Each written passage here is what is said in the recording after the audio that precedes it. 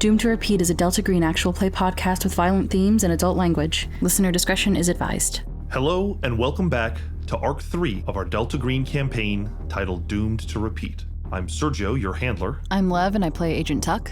I'm Amanda Dominic, and I am Agent Boomer. I'm Caleb James Miller, and I play Agent Merritt. I'm Eli, and I'm playing Agent Hyde. I'm Zakia, and I play Agent Warp. Last year, we submitted the show to web and podcast festivals in the hopes of garnering some laurels. We were thrilled to earn over 7 official selections and 4 awards for the show, including Best Actual Play and Best Game Master. I wanted to take a moment to thank everyone who ran the festivals and voted for us. It's a wonderful feeling to be recognized for all our hard work, and we're so thankful to have been nominated. It's now 2023, and this counts as Mayday's 4th year as a podcast, and we're celebrating the release of this new arc with a contest. For the first, 5th, and last episode of this arc, we'll be giving away Mayday merch. Every round, it'll be 5 stickers, 1 Perennial Airlines t-shirt, and 1 never-before-released Mayday poster, commemorating Devil's Night 1984. Did I mention it was signed by the cast? Check our socials for the photos and more details. If you want the chance to win in this first round, follow our social media, the usual suspects, at Mayday Roleplay, and you'll see that we've posted a question that can only be answered by listening to this episode.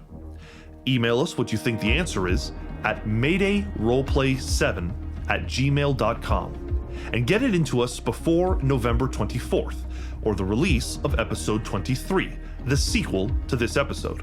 For this arc of Doomed to Repeat, I've also recorded a supplemental campaign diary that I'll aim to put out as a companion piece to every new episode we drop.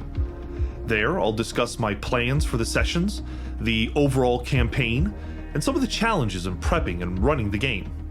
My hope is it will lend some unique insight into the production of our show and maybe help other handlers who are working on a Delta Green campaign of their own. It's available as of the release of this episode in YouTube and podcast format, so make sure to check it out. If you enjoy what we do here, be sure to not only like and subscribe, but leave a positive review. This tends to help us get noticed by the algorithm gods. We're still a very little show, and any support you can offer, including joining our Patreon, goes a long way towards sustaining us, so we can keep up the hard work of producing several actual plays a year, not just this one. In this episode, we begin our playthrough of the scenario Operation Fulminate, Sentinels of Twilight, by Dennis Detwiller. I'll stop stalling now and get to what you are patiently waiting for. Let's experience together the beginning of the end of Doomed to Repeat.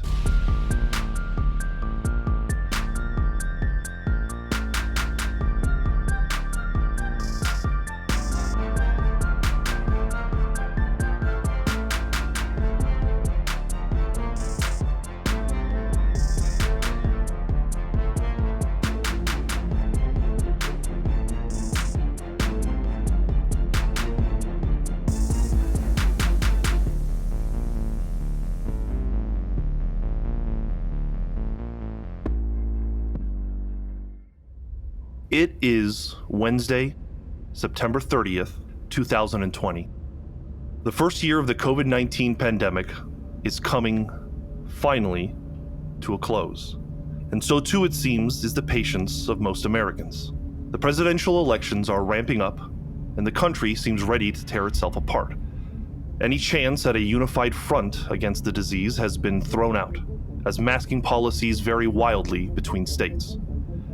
There is still no vaccine in sight. America lives in 2 realities now, and coincidentally, so too do program agents. In one reality, you are loving family members or devoted friends. But in another, you are trapped in a losing war against unspeakable horror. And though you labor to keep both from colliding, they draw inescapably closer, attracted in some twisted law of decay. Agents, you have all silently suffered through a year that, on paper, should have been easy. But by now, you all know better.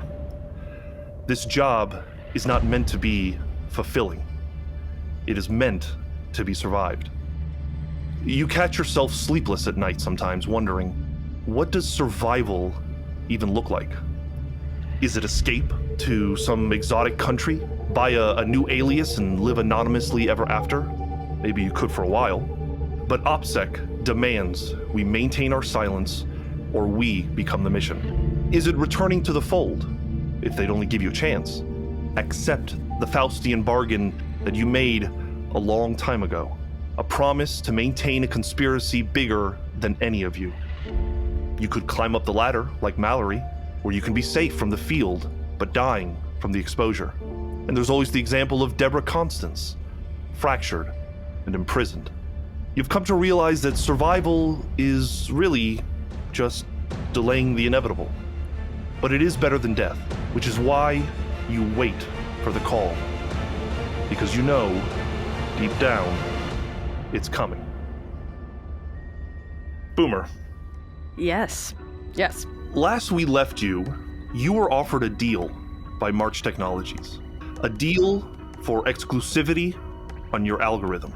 A project that is both yours personally and your business partner, Evans.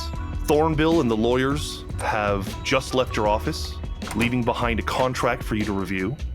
What do? I'm going to go ahead and review it. Go to the first couple paragraphs. I know exactly. I'm looking for numbers. The numbers as they stated to you in the meeting, close to $2.8 million. I'm going to smirk at that number, and I'm going to keep reading the rest of the agreement and contract for anything additional. If you're going to read into it without a professional, give me a law roll. First roll, no pressure, Amanda. First roll of the game, an accounting roll. Oh, I have a good law roll. 39 and my laws are 40. Off to a good start. The law. Razor thin margin for season 3. You are a businesswoman. You have much experience with these kinds of things. You do eventually show it to your lawyer, and the lawyer confirms what you are able to read. This is a legit contract. It's also a very generous offer. They are not only buying exclusivity on the algorithm, but the parts of your organization that deal with and update and run the algorithm are now effectively a subsidiary of March. And that part of your company will become part of March. So the anyone that works under my employment, they're not going to know the true March thing, correct? Or is it their agents taking over? I just want to make sure I'm understanding. Your employees will remain employees of your business, but your business is now attached to March Technologies. Wow. Your business partner, Evans, has an interesting secondary opinion. He reads the contract since you give it to him, and he comes in one day to your office and he says, listen, we shouldn't sign the contract. We should leak it to the press and start a bidding war. I'm going to quickly get up and close the door and make sure no one heard anything like that.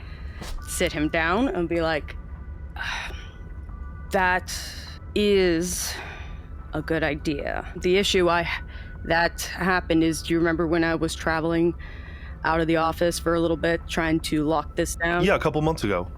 It was for us to guarantee the contract. I had to make a call, and that was to be exclusive to them. There's a little back and forth where he resists, but he trusts you.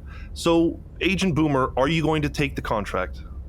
I will go ahead and I will take the contract, and I will also, for the sake of, so Evans can feel like I'm not totally icing him, I'm going to say, yes, I will take lead on this division. So any projects that he wants to endeavor, I will give my full support, and he's going to take over the rest of kind of like everything else in the company while I deal with the government. The paperwork is signed, and both you and Evans become millionaires. Thank you very much. I would like you to make a note that from this point on, all of your requisition rolls for major expenses and under and below are made at plus 20%. Okay. However, I would like you to reduce your connection with Evans by 1. Your bond needs to be reduced by 1. So, a few months pass, the months in which Tuck is recovering from their injury. Does Boomer's appearance or demeanor change in any significant way? A bit, yes. Boomer actually cut off a good chunk of their hair. and kept it is now it's actually shorter. It's still very curly. It's now like a long bob, if you will, because of incidences of clearing out some gore and blood, and it just triggered some bad memories. So she cut off her hair. And also, heads up, she did take a first aid class. So she's actually a little bit more, she's going to carry like a side bag that's not a fanny pack. It is not a fanny pack. It is a nice side bag that she carries on her person that is kind of a trauma response for everything with tuck. And of course, with your new finances, you could easily afford the best trauma kit that money can buy. It's a Versace if it can be. Like, it has like a designer label little thing where you can zip it. In these months where you're enjoying your new success, your new wealth, there is a process that your company needs to go to help retrofit this algorithm into March Technology systems. And it's March that you're dealing with mostly, Thornbill as your liaison. One day, close to the end of the process, you are called by Thornbill. You are invited to the activation of one of the server farms after the installation of your software. Do you accept the invitation? Yes, I will accept the invitation. At a nondescript office park somewhere in Washington, you have to drive there for the day. Boomer, you find yourself in a server farm. It is nondescript, as average as any other office building or office park. And when you step inside, what is made clear is that this office building has some very heavy security. You go through the walls, you are scanned, you are patted down, your name is signed in, your ID is copied. Do I leave my phone behind in all my possessions, or am I allowed to carry I that? think they leave it with you. Here you go. Okay. Thank you. You step into kind of the main area where the server is running. You can hear the humming of the machines, and there's kind of an impromptu gathering here. Thornbill is there and recognizes you and approaches. There appear to be one other two IT members and scientists that were kind of involved in working with you. Thornbill says their hellos, and you're kind of milling about before there's a little bit of a kerfuffle at the front door. And walking through the door is a tall man in his possibly 70s, late 60s, trim, in shape, and is wearing the uniform and stripes of an admiral.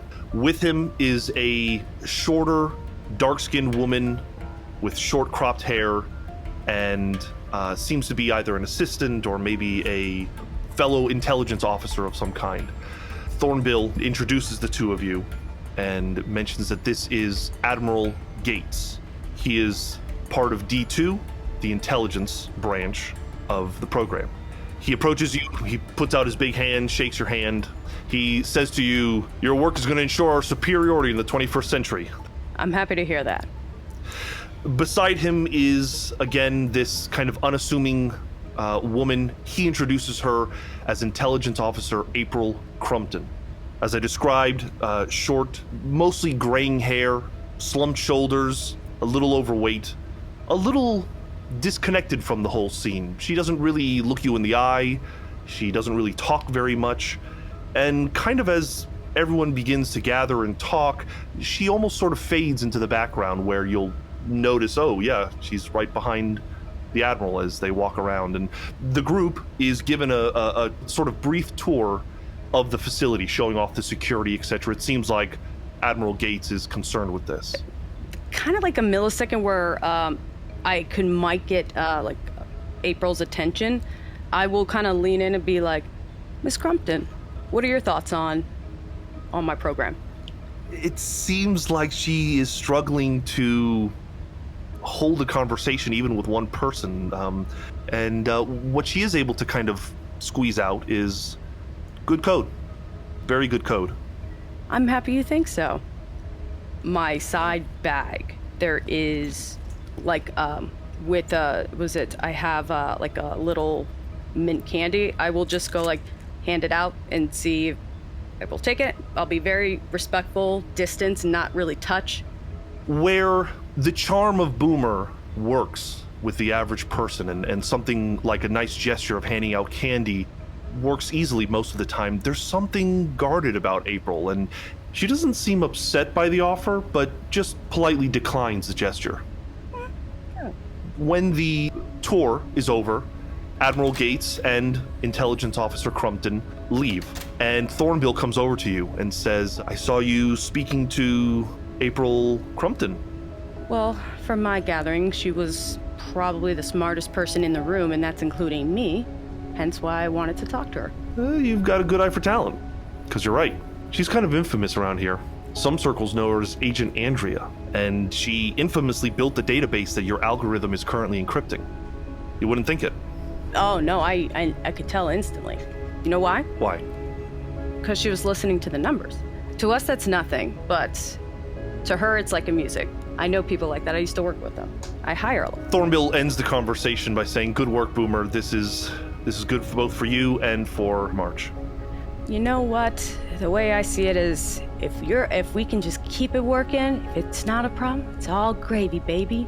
The event, which didn't have any drinks or hors d'oeuvres or anything like that, very informal, Oh, suck. comes to an end, and you are leaving the office park, heading back to your car, when your phone begins to ring.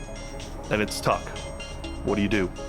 I will pick it up, and I'm gonna be like, hey, sexy, how's you breathing? The cheery tone is met with a completely distraught state. Tuck informs you of something completely unbelievable. Her sister, who went missing 30 years ago, the girl that you have been helping her figure out her disappearance, has returned.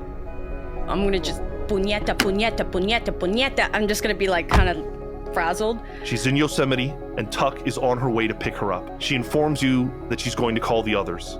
Okay. Send me locations, deets. I'm already getting in the car. I'll hit up some stuff and I'll come up in the car. I wouldn't have driven off right away. As soon as I hang up, Boomer's gonna she will cry and freak out in the car of that kind of, because she knows what that is.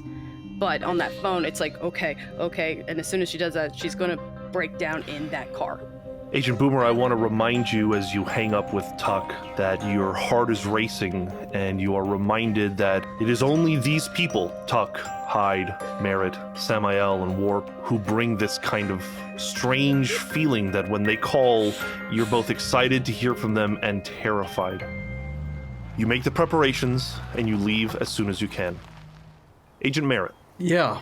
Albany Rural Cemetery stretches 400 acres outside of Albany, New York. In a particular section of the cemetery, dedicated to fallen heroes in the line of duty, lies your former partner, Alan Pearson.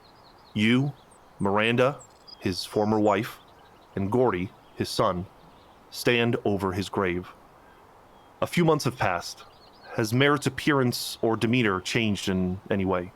These last few months have been the eradication of everything that Merritt used to form as his identity. And so many of the things that kept the seams together have come apart.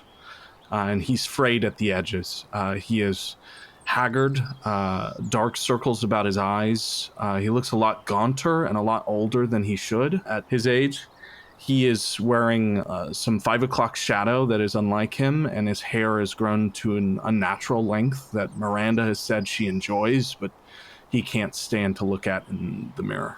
And he's not dressing the same. He's no longer in his suits and formal wear wherever he goes. And even here in the cemetery, he's wearing a Columbia University sweatshirt over a pair of slacks that are half-washed. You're there to lay flowers at Alan's tombstone. Miranda stands there with a bouquet in one hand, Gordy in the other. And as you are standing there silently, Gordy is acting out a little bit. He seems disinterested to be there. He's making noises, he's pulling on his mother, being a little bit of a nuisance. What do you do? Gordon? What? Eyes up? Can you look at me in my eyes? Do you see me? Yes, I see you. Do you know where you are? Can I play with my Game Boy now? No, I want you to look me in the eyes and I want you to answer the question I gave you. That's a sign of respect. Do you know where you are? Yeah, I'm in a graveyard. In front of whose grave? Mom, I want to play with my Game Boy now. And Miranda... No, there is a time and a place for that, Gordon. And for right now, I'd like to see some respect. Miranda speaks up and says, Orson, it's fine. It just... He's never going to learn if we keep using every opportunity to employ his feelings over any sign of respect. She dips down to Gordy and says, go to the car. You can play with the Game Boy. We'll be there in a second. He lets go of her hand and runs, about 10 feet away where the car is idling. She places the flowers and says, look, Gordon is starting school soon. I need him to be ready in the morning, and I don't think these early morning runs that you have him doing, I think we need to have them pause for a little while until he gets back into his school schedule. Is that all right? Mira, we talked about this. He needs discipline if he's going to stay sharp. I mean, those things can only help in an educational basis. I mean, the physical education programs at a public school, are we telling jokes here? Are we going to assume he's going to get everything he needs from the public education system? Orson, I appreciate this an intention of yours, but I think I know my son, and I think he needs a little bit of time to just get back acclimated to school. He can continue doing things with you, like hikes and stuff like that, but you know what? Just, can you give me a minute? I just want to be alone here for a second. Is that okay? Sure, I can leave you here.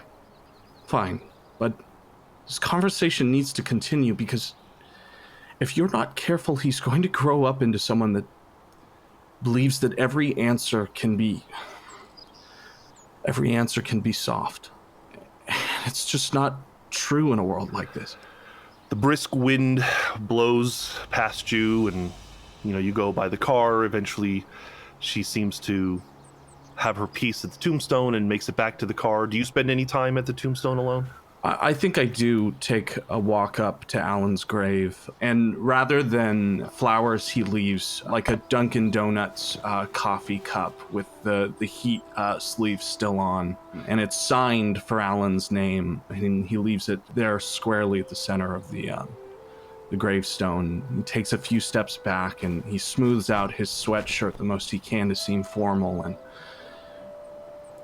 it has been so long since we last saw each other, and I can't remember what you were wearing that day, but I remember thinking that I had never seen someone working in law enforcement who cared so little about the way they look. And Alan, I wish I was still in a world where that was an issue for me.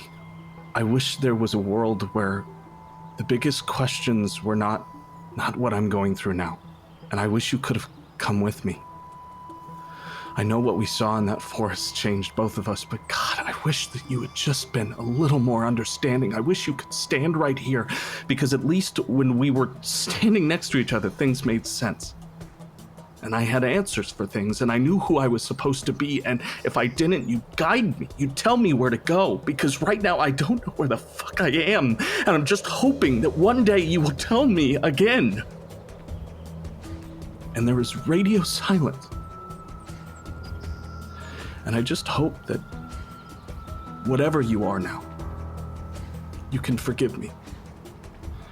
Because I'm starting to believe what all of them tell me they are. What everyone tells me I am. I miss you. I think Miranda honks the car, and you make your way back over to it. I assume you're driving. Yes, always. Painfully slow. On the way out, there is a barricade that keeps you from the normal exit. There is no visible reason as to why this exit is barricaded. There are no potholes, no construction, and there is a wide swath that you could easily cut around the barricade and exit, but the sign of the barricade is pointing you towards an alternate exit. Which do you take? I'm going to take the alternate exit. There seems to be some sort of detour. It'll be quick. I follow the signage. Sure enough, it leads you through the front entrance of the graveyard. You continue driving in the car, and now Gordy is unbuckling his seatbelt. He's kicking the seat. He's saying, I'm hungry, I want to eat something, I'm hungry. Just Miranda's reaching back. Put the seatbelt on. Do you know how fast cars go? Even at 40 miles per hour, these are some of the most dangerous things you can be a part of. Please just put this... Orson, you don't need to scare him. It's fine. Gordy, just put your seat back on, please. Seatbelt back on. He continues. It takes a toy and throws it in the front seat. Is just being a complete nuisance. If you act out one more time, I think we're going to have to discuss screen time. We're going to have to discuss where and when we can play with these toys and whether they have a place for it inside a motor vehicle, Gordon. Are you listening? Orson, this is my son. Please do not tell him what to do. I will punish him.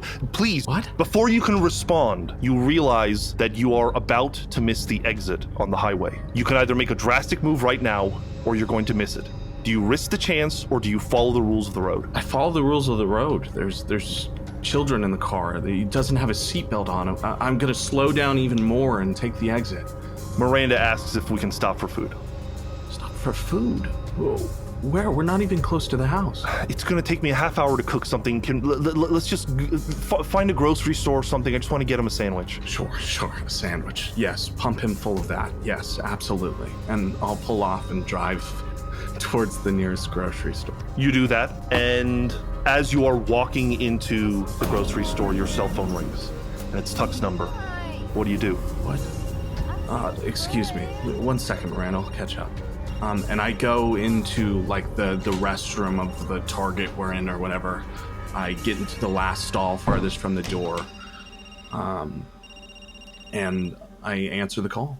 Like Boomer, you hear Tuck, distraught, scared, fumbling through her words, and she explains to you a completely impossible situation regarding her missing sister in Yosemite National Park. What stands out to you is she's explaining the situation and is completely ignoring OPSEC.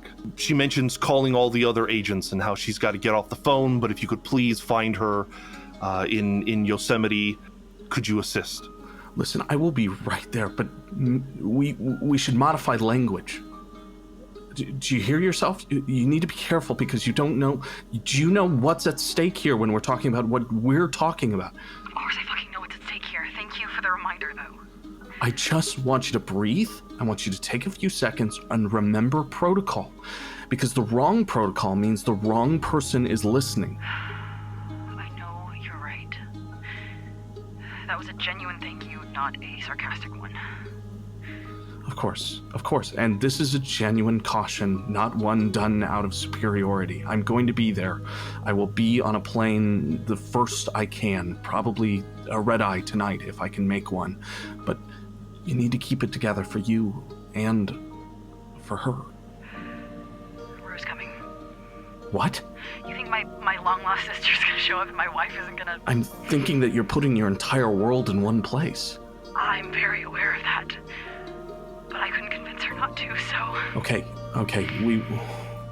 We'll have to discuss with Hyde the extra provisions we'll be taking for security. You're a good man. Only for so long. If we make it out of this, I'll owe you more than I can say. Well, I will do everything in my power to make sure that we make out of this, but it's a long shot. I hope you know. Oh, I know. I'm going to see you soon. Please make sure that you eat and you drink plenty of water. Back at you. Agent Tuck, Merritt's warning about OPSEC. How do you modify these calls? Tuck does make the remaining 3 calls, and her tone is still intense and a little manic, but she finds a way to talk around specifics of who it is and what is exactly going on. I think Tuck just says something to the tune of, the case that I brought to the group has had a new lead, and if we could convene in its location, that would be ideal. Orson, you step out of the bathroom and you find Miranda. She has found a egg salad sandwich for Gordy, and they are in checkout.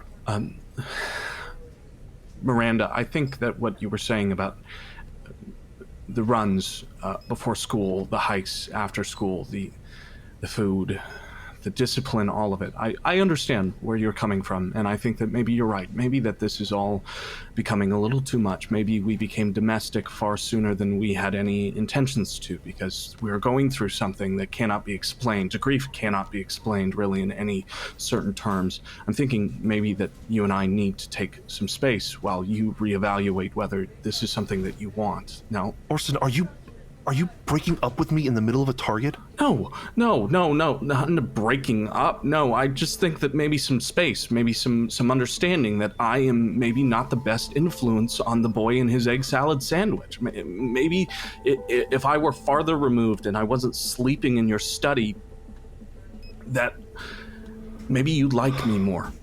Orson, I like you just fine. Well, can we talk about this a little bit later, please? What was that phone call about? We can't talk about this later. I need to leave tonight. You need to leave? Yes. Where are you going? California. How long are you going to be gone? I don't know. I have been given a special consideration by a team of lawyers on my case, my disbarment, my loss of career. Okay. I'm going to speak with them on whether I have a chance for retrial and see if maybe I can get my job back. That's good. That's very good. And I don't know how long that's going to take. What is your score in human intelligence? 80. Miranda's relieved, and as you go through checkout with her and return to the car with her, you start to realize it's not just relief over your job. It's relief that you're going to be gone for a couple of days. I think that a level of Merritt is shaking from the conversation with Miranda and the look in her eyes, knowing that it's yet another person that is just sick of being around him for the sheer sake of who he is. He takes maybe 3 or 4 double takes in the target, watching passerbys. He gives that little white man smile to some of the families coming in through the entrance and nods towards one of the guests. And there in the parking lot, just a few 2 lanes in, far from where he parked, because of course he parks as far away as he can to make sure his car is safe. As Miranda struggles to put Gordon back in the vehicle, you are standing alone with the cart, left with the decision everyone must make when visiting the grocery. Do you bring the cart to the nearest corral, or do you leave it propped up against a parking block? He leaves the cart unattended in a free parking spot where someone will have to move it just to park there. And his hands are shaking for a moment. It takes him maybe 5 minutes before he can even let go of the cart, knowing that what he's doing is not fair to someone else. You make your preparations. Any special plans before you get on your way? I do put in a call to Alvin Bradham at the prison number that I know how to reach him. I give him a lowdown on where I'm going to be going, that the weekly calls will be stopping, that I care about him, I still love him, and I'm looking forward to seeing him again when I come back. And then I think I will also write a letter to the FBI, another appeal in my name that is a version of 4 other letters I've sent in the past few months, and it's just gotten longer since the last. It reads first per my last correspondence, and it provides as much evidence as I've compiled. It puts theories against my place at the scene of the crime, of my involvement, the casings and the bullets, the theft of my weapon, my police record, everything in an attempt that maybe someone will hear me. And you make sure to mail that off before you leave. Agent Merritt, would you have contacted Samael during your time off and warned him about hooks? Yes, I do believe there was a call into Samael. I assume you give him the broad strokes, and in your research you have discovered... She's an avatar of Nyarlathotep, I think was the direct information I got. So I would definitely reference that directly so he had all the information possible. As to whether Samael heeds your advice is unfortunately unknown to you, as he never gets back. In fact, Tuck, after reaching the others, you try Sam, but he never picks up and goes to voicemail. God damn it, Samael. I go back to packing up all my stuff, I make sure I grab all the stuff from like the second box and all like the extra little Mia things that I have left over. Warp, you are hunched over, inhaling deep, labored breaths. You can see the sweat rolling down the crook of your nose. You are alone in the same room as Agent Hyde. Explain to us why you are there together. Yes, this is one of several self-defense classes that have been going on probably since we got back to our lives. It was probably a few weeks of adjustment, and then I think Warp made a phone call about purchasing a knife and has not stopped calling Hyde about what to do with it, how to hold it, asking if certain YouTube videos are right, just sending whole 30, 40-minute YouTube videos and being like, is this good? At any time of the day. And it just became, we just need to meet up and figure it out. You return to the mat where Hyde is waiting for you with a dummy knife, and you return to practice. Warp, could you explain, has there been any significant changes in your appearance or demeanor since we last saw you? Almost no physical changes whatsoever. I think her hair's a little bit longer, and the little patch, at first it was one braid that was bleached, and I think there's like an entire back part. Like, she got as far as the back part can be bleached without her feeling like she's going to hell. And her demeanor is a little bit more confident. Nothing to show for it whatsoever, but she feels like enough like mundane days have happened to where she can kind of predict what's going next. The last we saw you, you attempted to take a knife skills class and did not do very well. You succeeded on the roll, which means you didn't learn anything.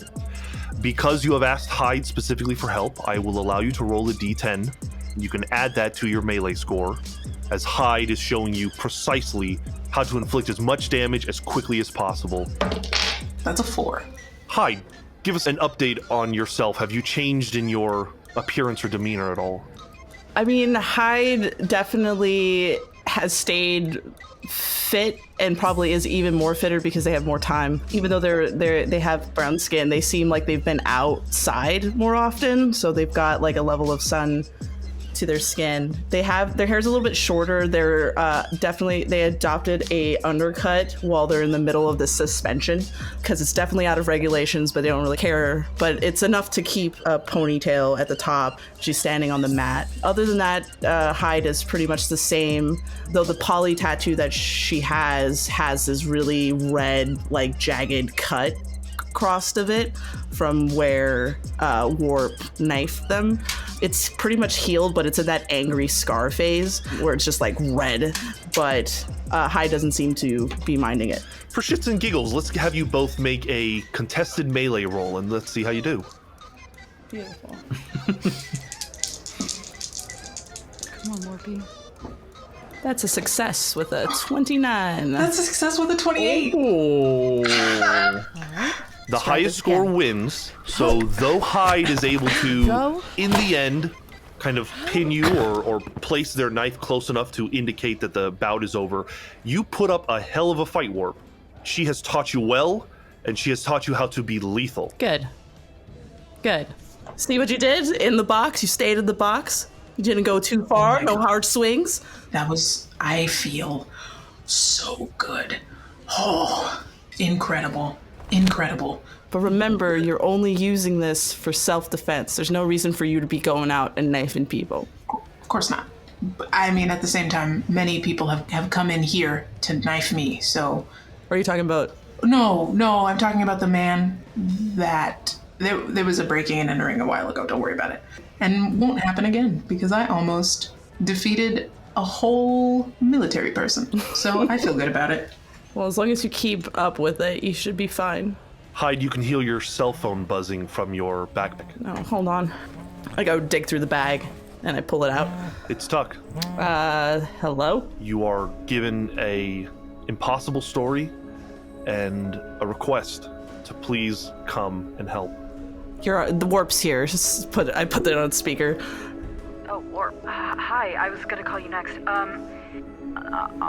It's in the location that the case I brought to the group took place in 19 96? Have no idea what that is. Do you have accessibility to maybe pin it? We're in California, and, we can... Great, you're in the same state. You're in the right state. We're in Northern California. You should come to where I am. It's not exactly there, but it might be helpful. Okay, we'll, you know where I'm talking about, Warp, right? Yes. You tell Hyde, and we'll meet there. I really need to go. Okay. I really need to go. Thank you.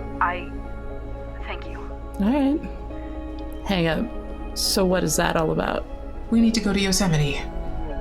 Well, first I need to go home, and then eventually we will go to Yosemite. What's in Yosemite? We can talk about it on the way, but we need to... Tuck has a sister, and she might be in Yosemite. We need to figure that out exactly. Okay. You both get on your way, and you are in fact in Northern California. You're a handful of hours away from Yosemite. Are we at my house? Well, we'll say that yes, your home is nearby, so that you could absolutely return home and grab whatever things you need. I would assume that since Hyde is stateside, they probably already have a go bag. Is the plan for the two of you to drive to Yosemite? Yeah. Yeah, probably. That is what you do. Agent Tuck, the last few hours have been a blur, a haze. You're like floating through life, still in shock, but having to keep it together. One moment, you're in the car, frantically making phone calls. One moment, you're at the airport, Ruhi doing most of the work to check in the luggage. The next moment, you blink, and you're in the plane, high above the ground. Would you care to describe Tuck? Has their appearance changed in any way since we last saw them? Yeah, she's a little bit thinner, a little bit frailer. She is working to get back to like a healthy physicality. It's taking a little time. Her hair, which used to be up in really like tight, secure ponytails, she's only just gotten to the point that she can reach high enough to put it in a really sloppy like half bun. So instead of being like the controlled ponytail that it has been, it's a much like softer half bun. All of her shirts are button downs and usually flannel. She does use a cane pretty regularly. She stopped wearing her wedding ring around her neck, and it's back on her finger now, though the chain is still there. And her face is a little sharper on the angles, but it's still the same Tuck for the most part. You're sitting in your seat. It's an aisle seat, lost in thought, just sort of being there. And a small child runs past you in the aisle. It's a little girl. Their parents call back to them, and they stop and they look at you, and you swear it's Mia. What do? Tuck, as their eyes kind of focus, looks at the kid, swears it's Mia, and just freezes.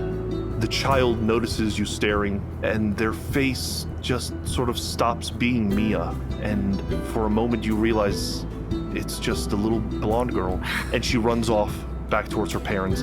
Give me a sanity check, please. Yeah, I saw that coming. Okay. Ooh, that's a failure. You're going to lose one sanity. Yeah, I have hit my breaking point on this plane. Your stomach begins to churn, and it hurts. Like, it really hurts.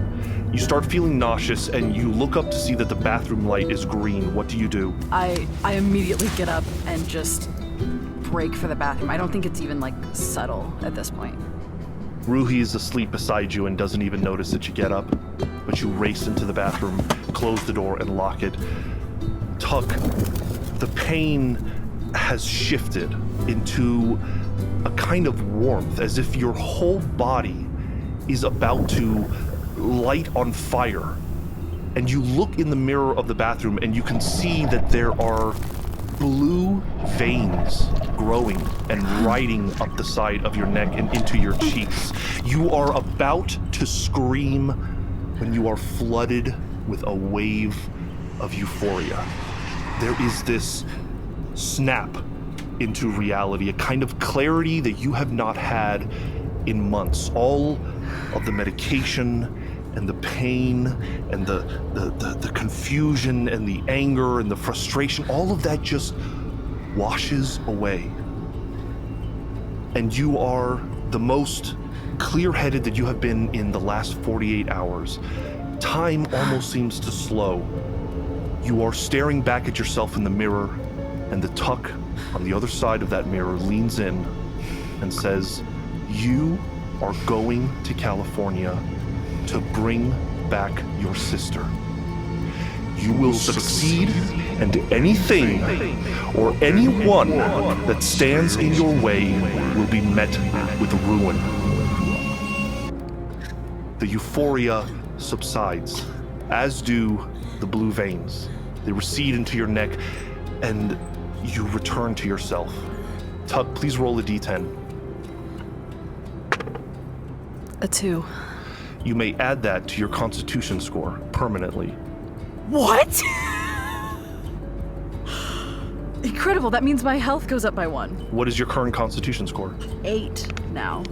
So my health goes up to 9. Yeah. Wow. You look back into the mirror and it fades away and you feel okay. You step out of the bathroom, and as you are walking back to your seat, the pain is it's almost not even there anymore. You almost feel normal. You realize you're using your cane out of habit more than anything. Do you make this known? Rue's still sleeping. Yeah, as you return to the seat, Rue is still asleep. Her kind of head is resting against the window. I think I sit down and I look at her and I think about everything she's been through the last few months with me and everything I've put her through. And I just reach over and wind my fingers between hers and rub my thumb against her wedding ring. I let her sleep. But I tell myself I'm gonna tell her later. Tuck, you've hit a breaking point, so we're going to gain a disorder. And I think, and I'd like your opinion on this, one of the best options is the disorder of megalomania. The reason I feel this way is because the way you felt inside there, the way you felt in that bathroom, you've never felt like that, maybe in your entire life. And this confidence that you haven't had in months is suddenly with you, and it is empowering you. I don't think Tuck reads it as megalomania in themselves at all. I think they read it as like, I can do this. I know the situation is shit. I know there's literally no way I can explain this to Mia that's going to make sense to her. But this is, if nothing else, my life has led to this, and this is what I'm going to do. Eventually, all of your planes will land on schedule, probably slightly different times. I think that the first to possibly arrive at Yosemite would be Warp and Hyde, but is there any kind of coordination made between the 6 of you? As soon as I land, I'm just gonna text Tuck. I think Tuck's gonna go get her sister before anything else. Before any of the team can talk her out of it, before any of the team can have an opinion on it, Tuck's gonna go and get her sister and tell the others, like, just landed, picking up Mia. We'll send a meet spot soon. So the rest of you understand that Ruhi and Tuck are on their way to Yosemite. You're all landing very early in the morning, so it's going to take her a couple of hours, it's going to take you a couple of hours. Do the rest of you rendezvous together, or are you just kind of caravanning separately and getting there when you can? Yeah, I know Merritt would wait for the others. When he does get the text that she's going for Mia, there's a string of text from Merritt saying that this is a bad idea, that she's considered to be an asset. We don't know what's going to happen if she isn't what we think she is. It's very dangerous, but of course that's all going to be ignored. But he is going to text Samael and Boomer and see if they want to meet up in carpool, so they only have to rent one car. Boomer would response, but also, if that's true on the group chat, if I see it, I'm going to end it with "We're in danger" gif on the end of that thread, just to add on to that. And I'll pick up a rental car and I'll give you my location. I guess if Warp and Hyde are the first ones to Yosemite, they'll try to secure a living situation or a place to stay. Yeah, because I'm like, my house is 3 hours away from Yosemite. That would be the place to go from the airport. But if we're all going straight to the park, Yeah. Are we staying in the park proper, or are we getting like a place outside of Yosemite? Yeah, I feel like something like 30 minutes out would be safe. Okay. Yeah. You can find a hotel or an Airbnb 30 minutes outside of Yosemite. You find yourselves, all four of you, there. It's kind of shocking to see each other again, especially without some kind of more formal setup. Usually the program likes to send cryptic messages and things like that. This is all getting dangerously informal. Just so I'm just clear, what does Merritt look like? Is he, I was gonna say, is he even at all attempting to look? Oh, he's way more disheveled than you've ever seen him before. It's probably still pretty like dressed up compared to anyone off the street, but it is uniquely uncharacteristic of Merritt, and he's got a lot of 5 o'clock shadow and longer hair. Oh, you're rocking the scruffy. Yes, that's very astute of you to notice. Retirement's treating me. I told you could work for me as security. You're the one that went on. I don't think I could work security for an IT company. I don't know what I would be defending against. You'd be defending against your own homelessness, bro. That's all right, Boomer. I thank you for the very, very kind gesture, but I have plenty of savings from years of careful spending. I think I can float for the time being. I mean, that's a funny way of saying that you haven't done shit. Well, I've done plenty. I've been working my own case to see if maybe they'll reconsider the decision that they've made, and I've been working on myself. And have they? No, but we're in the process. We're making moves. We're making waves. It's not an easy thing to petition the FBI. No, I can make a call for you though, if you like. You really think you could do that? You think you have a way in? Fortunately, I do know some people in DC. Sure, if you want to make a call on my behalf, of course you're not required to do any of that, but if you could. Go get a shave too. You're not really pulling it off. I was just trying to be nice. Wow, it's so good to see all of you again. I got you. Let's get some coffee. Let's go. Mwah. Missed you too. You want a Starbucks run? I would have just said that to see if he would have gotten a little clenchy as I pulled out there. We're off budget, so whatever you would like to pay out of your own wallet, that is completely up to you. I've heard that you've done very well for yourself, so maybe you can afford to run the mission accounting this time around. You are all reminded that if this was a mission, there might be some parameters, such as locate this child, identify if this child really is Amelia Moore, determine whether there is an unnatural threat in the area, and if possible, either remove it or keep it there. And as always, try and make the outcome appear mundane. Personally, I'm a fan of this freeform style. I like having not to report to a mom. It's kind of scary, though, isn't it? The thought that we're really just on our own out here. Think of it as like we're a solo act. We are now breaking away and are on our own. Only for as long as they let us. Warp has muffins because you start missions with muffins, and is passing them out to everyone. I do think it's important to discuss exactly what we're doing with this child. Since there isn't anyone telling us what to do with it, I understand Tuck wants to keep it alive. But what if it shouldn't be? What do we do? Can we just... Would it be at all possible to convince them to just get a cabin and never leave and be there forever? What, like the Bauman family? We saw how well that worked out. Okay, first of all, I said let them stay there. Because, I mean, if you're staying there, then it's all... Listen, I understand the predication to treat this with kids' gloves, considering, well, the child, but we need to understand that there's no guarantee that any of this is what we seem. Of course, Haley is going to think one way because she is the closest to this assignment. That's why the rest of us need to think in the opposite direction twice as far, because if it's not a child, if this is not a child that has suddenly come back from the 90s, the same exact age that she left, which, let's be honest, the odds of that being something fruitful for the rest of us are so slim we might as well go back to Lansing. If it's not, we need to be prepared for what has to be done. I mean, I don't even know why we're having a discussion about it. We know what we have to do regardless of whether or not she is or not a child.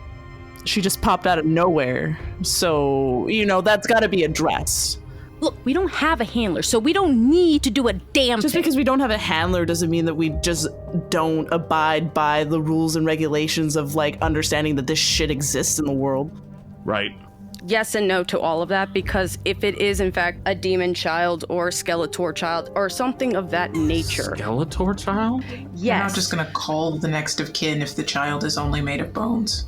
Listen, I'm with Hyde. We need to act as though there are protocols on this mission. We need to at least conduct with our own set of rules, not just for the moral quandary of all this, but for the express concern that rules keep us safe. There's also the consideration that while she is dropped back in here, she was brought here by something. There's more to this than the child. Then let's make sure, let's just get her checked. Well, how about this? We don't even know what we're dealing with first. If it is a child, let's not talk about murder or mayhem. But if it's not, which most likely I agree it's not, we will proceed from there, because that's why we're here. Make sure Tuck is taken care of first before we handle anything, because this is technically still not a mission. So who are we here for? We're here for Haley. That's who we're here for. We don't have a safe house or anyone to find a safe house if things go bad, and almost every time we've gotten together, they go bad. So let's not do anything half-cocked. We're also low on technical aspect when it comes to research. Anything that we ascertain on what this creature is and what brought it here has to come from us directly. There's no calling home to see what they know. Yes, it's almost like you don't have someone who has access to computers or technology. Boomer absolutely can help and does. She has been doing a little bit of research during the months off, and she forwards to all of you 2 news articles that stand out. These are articles that are separate from all of Amelia S. Moore's missing persons case, the FBI case, which should also be shared with you. But there are 2 very interesting articles that Boomer shared with Tuck and believes are in some way or another related to what's happening. You eventually all pile into a car and make your way. We'll say, unless you guys would prefer, that you all travel in one car, yes? Yeah, I'll make sure I have to rent it a big, like an actual, like, large SUV.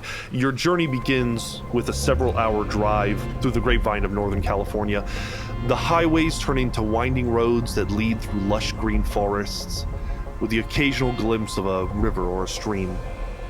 As you get closer to the park, the trees start to thin out, and the landscape becomes more mountainous.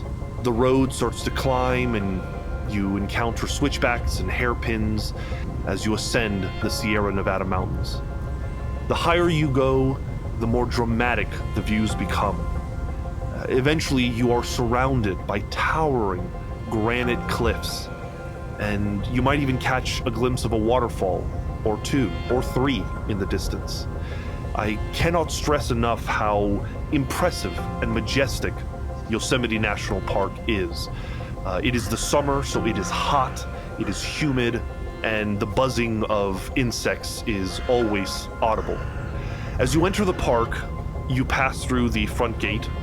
You give them your information, and they inform you on how to get to the Hetch Hetchy reservoir, where Mia is being kept. On your way, they do warn you that a storm front is hitting that portion of the park, and to pull out your rain jackets and your umbrellas. As you pass by the visitor center, there are a couple of visitors, mostly day hikers, but we are in the middle of COVID, and Yosemite opened back up again in June. So they are keeping it very limited to how many people are in here.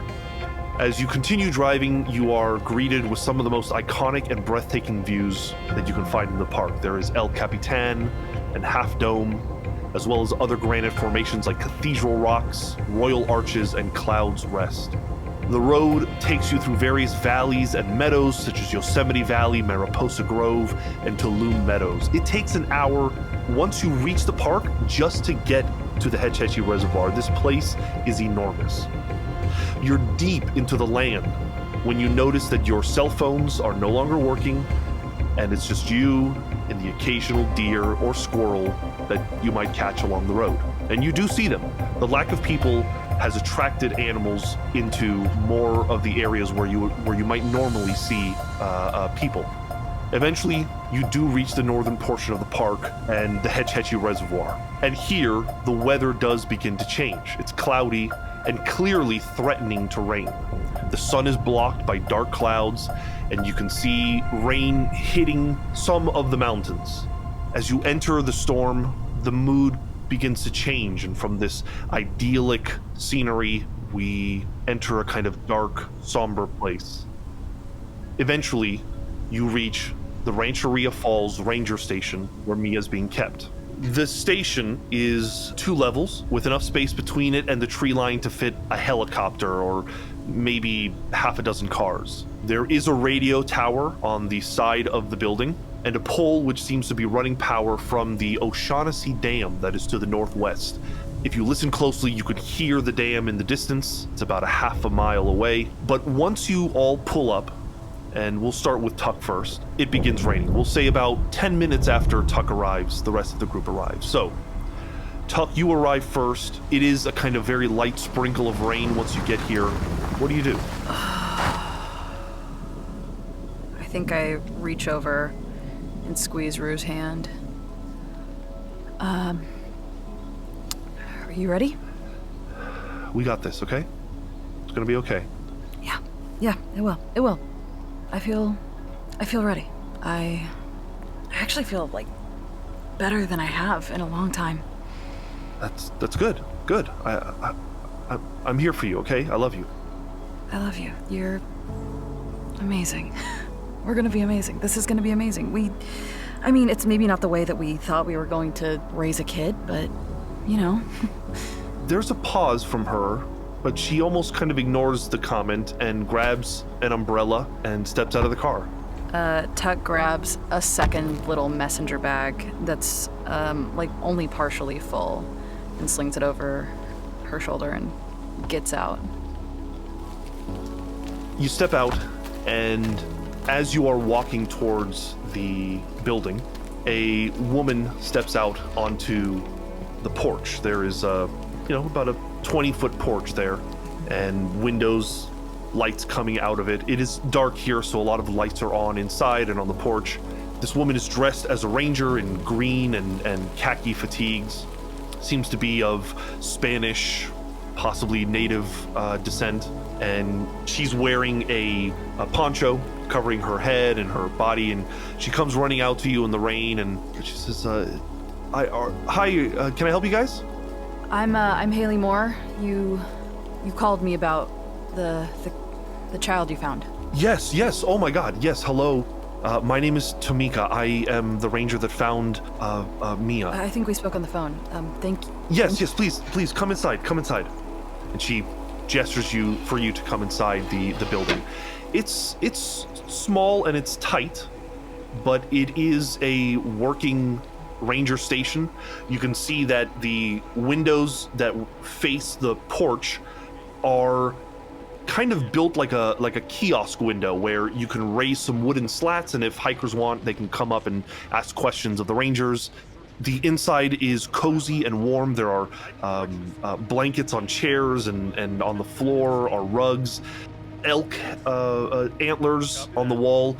There are several computers and workstations, television, and in one corner of the room there appears to be another man who is on the telephone, kind of listening. He's got his finger in one ear. He kind of turns and sees you and gestures towards Tamika, but he seems to be on the phone about something.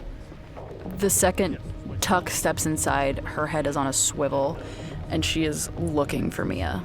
Yeah, I think Tamika would notice that, and she would say, Mia is in one of the rec rooms. I'm sorry to do this, but could I just ask for some ID? Could I just kind of confirm you are who you say you are? Of course, yes, that makes absolute sense. And Tuck will pat around and pull out just their license. They're not even going to pull out their FBI badge. It's just going to be license. And this is my wife. You can understand why she's here. Of course, yes, of course. Hi, nice to meet you. And Ruhi introduces herself and is their usual charming self. Tamika seems like she's trying to remember all the protocol of what's happening and whatnot, and she says, as I let the FBI know yesterday, I was near the Devil's Chair walking down checking on the backpackers campsite, picking up trash along the way, and I was wandering a huckleberry field where I saw a little girl. I saw Mia. She was nude and but seemed to be in okay health. She was coherent. I asked who she was. She was able to tell me. She asked for her mother and father.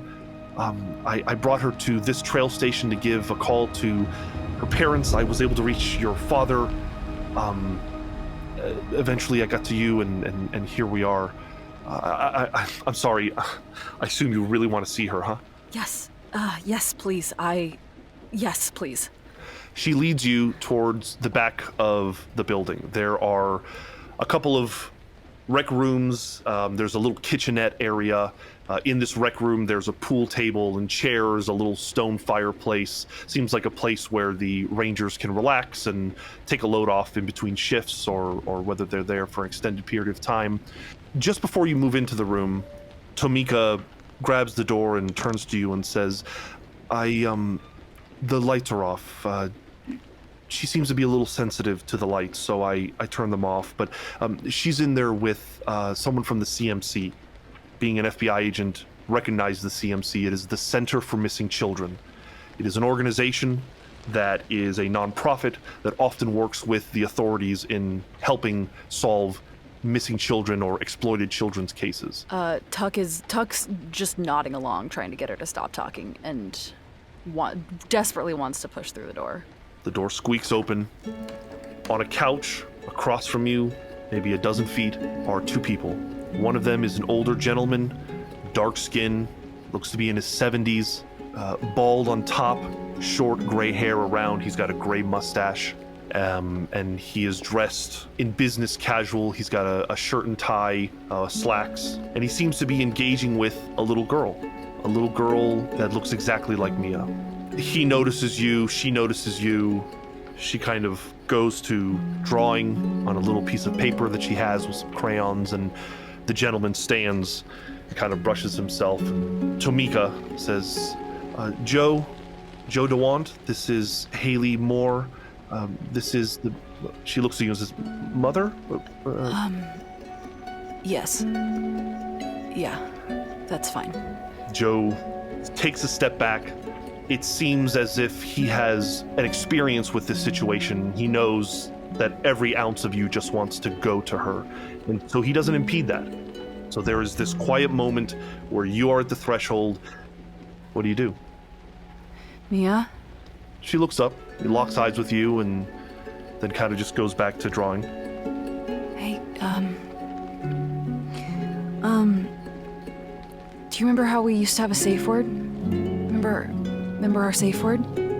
She nods. If I say our safe word, can I come over there? She looks up at you kind of quizzically. It looks like she's trying to read who you are exactly, but she nods. And Tuck, in a really rough, stilted accent, says one word in Italian, like it hasn't crossed her lips since she was 9. Riccio. The little girl smiles. She looks at Joe. She looks at Tomika like she did it. She looks back at you, but there's almost like this neat trick factor because she still hasn't made the connection and goes back to her drawings. Could we have a couple minutes alone? I'm sure she's been through a lot, and I just need to, I need to explain some things. Of course. Tomika kind of walks out, and the older gentleman saunters over to you. He's kind of taking his time, kind of because he has to. He's an older guy. He's in his 70s. And he says, Mrs. Moore, I'd love to talk to you once you feel like you have a minute, okay? Later. Yes, later. Of course, yes. And he walks past you and closes the door behind him. I assume Ruhi is also in the room with you. Yeah, that's fine. Tuck kind of goes over and kneels in front of her. I have one of your old coloring books if you'd rather have that. She looks to see what you're referring to. I reach into the bag and I leave it open so she can see all the stuff that's in it. And I pulled out like a half-completed Rugrats coloring book that was left in the car. from our trip that neither of our parents really noticed, and I kind of tucked away when I was a kid. And I flipped to the page of Susie Carmichael that's like half done in pink and blue, and I kind of hold it out to her. Her eyes light up and she says, "This is mine." And she goes to take it. Yeah, I know. "Thank you." Mia, do you know who I am? Mm-mm. She shakes her head. It's, my name's Haley. That's my sister's name. I know, that's, kiddo, some people get to take the fast way to getting older, and some people take it slow. And you've gotten to take it slow. But I had to take it the fast way. It's me, bud. It's your Haley. It's not a different Haley. I'm the same Haley. You're my sister? Mm-hmm, yeah. You're too old. I know, I feel too old. You are special. You did something I couldn't do. Tuck, you're close up to her and you see that her face has been cleaned, but her hair and her skin are filthy, her nails black. It almost looks like she crawled out of the earth. She's filthy, other than, some Yosemite merchandise that they have put on her shirt and shorts, and she's got some, it appears that Joe has left her a little kind of go bag. There's snacks and crayons and things like that. I'm going to ask you to make a persuasion check as you speak to her. Failure, 70. You talk to her, you explain things to her, you show her photos, and like a 6-year-old, she doesn't seem to quite get it yet. Yeah, that's fair. You're having trouble kind of getting to the root of what you're trying to say, as if she might be a little too young to fully understand it. But there's this dreamlike quality to the situation. This soft, diffused light is coming in through the windows, and you're reunited again with a person that you have not seen for 30 years, and there is something idyllic about it. Eventually, Ruhi approaches. Yeah, I introduced Rue, and I try to explain that she's my wife, and I think slowly Tuck makes her way through the bag that she's brought. There's like one of those anemone koosh balls, and there's a hair clip, and there's a stuffed giraffe that looks like it's seen better days. And time kind of passes in this weird, idyllic way. And I will say that eventually the other agents pull up. The 4 of you pull up to a ranger station. You can see that there are a couple of jeeps and 4 runners parked outside. The rain is quite heavy at this point, much heavier than it was just a few moments ago or just a few minutes ago when Tuck and Ruhi arrived. What do the 4 of you do? I'm not eager to go in there. Do we really have to, or are we just waiting for Haley to come out? Or Tuck? I think that maybe one of us should be in the room, given that we don't understand what this is yet. I just don't think that 4 adults need to show up for a child that's not ours. I know this is weird to say, but I wish we had the Catholic priest here with us. I think someone with security clearance, either you or me, Hyde. I mean, I am also on that list now. So. What? Warp has been taking knife lessons. I'm trained in combat now. It's not a big deal. Oh, congratulations. I look forward to seeing them in action. I don't think that qualifies as a security clearance. Guys, it's a kid. I'll go. Who anyone coming with? I'm a little hesitant to send you in, Boomer. You keep calling it a child. We have no guarantee yet. Then come with me. Okay, fine. Thank you. Let's go inside. We'll go in because I want to see what's going on with all these hikers and stuff like that. Okay. You all walk inside. As you step onto the porch, you are stopped at the front door. A gentleman who was on the phone seems to be quickly finishing up, hangs up, and comes running over to you guys and says, "Yes, excuse me, can I help you guys?" Yeah, I'm so sorry. I'm here for Amelia Moore. I'm her uncle. Not by blood, but her uncle. I believe Haley Moore has already arrived here. You're all part of the family? Essentially, yeah. It's a found family, but it's ours. Okay, And what's that got to mean? No, nothing, it's fine. I'm just, yeah, they're back that way. Thank you. And then I'm turning to Merritt. Racism works. It was very good. Keep laying on the racism thing. I won't be able to. Hashtag racism works. Waiting in the hallway are two people. One is a dark-skinned older man, and one is a woman of some kind of Spanish descent. It seems to be a park ranger, and they're kind of half paying attention to the door past them, but when you appear, they notice you and approach you, introduce themselves. You introduce yourselves as part of the family, and they mention that Haley is currently inside speaking to Mia. Would you guys mind just waiting out here, and we'll go in once they're ready? Of course. So it was recent you found her? I mean, this is a miracle that it happened whatsoever. I mean, what are the odds? But you found her recently? Tomika goes over the exact same turn of events that she explained to Tuck. She was out in the field just yesterday and found the girl. She, says, yes, you're right, it is a miracle. I'm just glad we were able to find her. Children go missing in Yosemite quite often. Did you? I'm so curious. On the location where you found her, was there? Yeah, it's the Devil's Chair. It's just about a half a mile north from here, northeast. You didn't see anything with her, like that could indicate where she was from, like how she survived? She didn't have any ID on her or anything like that. She was nude.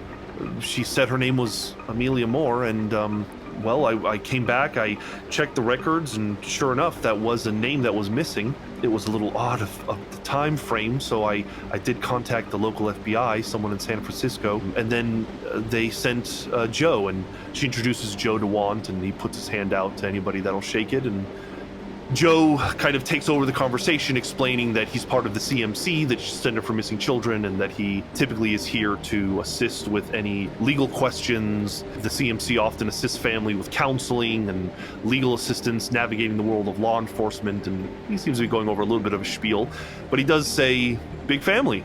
Yeah, we get that a lot. Agent, do you think I could take you down your information? Yeah, he absolutely hands you his card.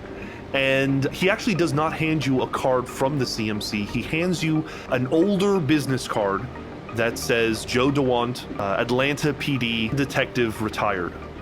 Are you a special consultant, or is this a personal interest? In what capacity are you working?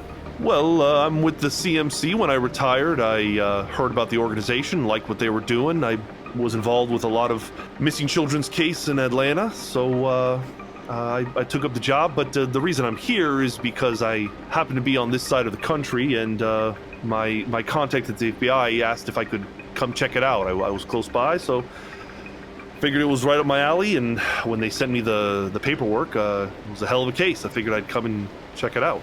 That's really kind of you. Are you two the only ones who have interacted with the child? Tomika speaks up and says, Senior Park Ranger Mr. Keena, Douglas Keena, the gentleman you saw at the door, he did interact with the child a little bit, but it's been mostly me and Joe, yes. I'm going to turn to Merritt and say, I'm going to have a look around. Okay, Boomer. Boomer, you being one of a computer-literate mind, you immediately notice a couple of computers in the front visitor center that are open. Different systems that show maps and stuff. You do notice that there is a weather tracking app that's in the process of showing the extreme weather that is blowing through this area. Can she take a look at the weather app and see where this storm is coming from all of a sudden? Sure, I'll come back to you in a second. All of you are noticing the weather is picking up. It's heavy, heavy rain at this point. The occasional rumble of thunder deep in the distance. If it gets any heavier, it's going to be hard to drive out of here. Yeah, I'll text everybody inside and it's like, hey, storm's getting bad. We need to move before the roads get washed out. I assume, Merritt, you are attempting to enter the room with Haley? Yeah. Okay, Warp, do you want to go inside as well with Merritt? I do. The two of you step inside. There is a quiet rap at the door, Agent Tuck, and it cracks open, and you see the familiar faces of Merritt and Warp. Hi. Thanks for coming. Come in, I guess, but just, take it easy. Sure. And I'll turn to Mia and I'll say, some of my friends came to meet you too. They were really excited. They've heard a lot about you. An adorable but filthy 6-year-old is sitting on a couch and kind of notices the two of you, but as a shy 6-year-old would, kind of looks back down and goes back to their coloring. It's good to see you, Haley. You too, Orson. Tuck, she seems to be a little bit more concerned with your attention. She keeps drawing you to the drawing and showing you the little updates as she goes. She seems to be taking a liking to you. Those are good. That's really good. Can you draw me a hedgehog? She starts meticulously working on it. Yes. And I'll stand up, but I still hover just like almost directly in front of her, almost like shielding her. Ruhi steps kind of out of the shadows and says hello to the two of you. She's seen you before. She's had dinner with you. Because of the situation, she's not going to come and hug you, but you get that feeling like that's what she wants to do. She just nods her head towards you. Nice to see you too. Mia, this is my friend, and she'll kind of look at them like, how do you want to do this name-wise, and let them introduce themselves. Hi, Mia. My name's Orson. Can you say Orson? She looks at Tuck and smiles like, is he really going to make me? She doesn't answer. She's 6, not 2. You never know. Limited communication. It's been a long time, Haley. You can call me Gaze, Mia. I don't understand exactly what you've gone through, but I understand enough. She doesn't seem to quite process what you're saying, but she shows Tuck the very crude hedgehog she's drawn. Oh, perfect. It looks great. That's incredible. I love the line work. It's very advanced for your age. Can I see my parents now? Kiddo, and Tuck kind of falters for the first time and kind of looks at Rue. They're, well, Dad's not feeling good right now. So that's why I flew out, remember? And Mom, I couldn't get a hold of Mom. She's, I'm not sure where she is right now, but you, She looks at Orson and Gaze and says, Are they gonna take me to Mom, to Dad? No, baby, no, you're gonna come with Rue and me, for now, okay? She nods her head. I think we're all going to go back together, aren't we, Haley?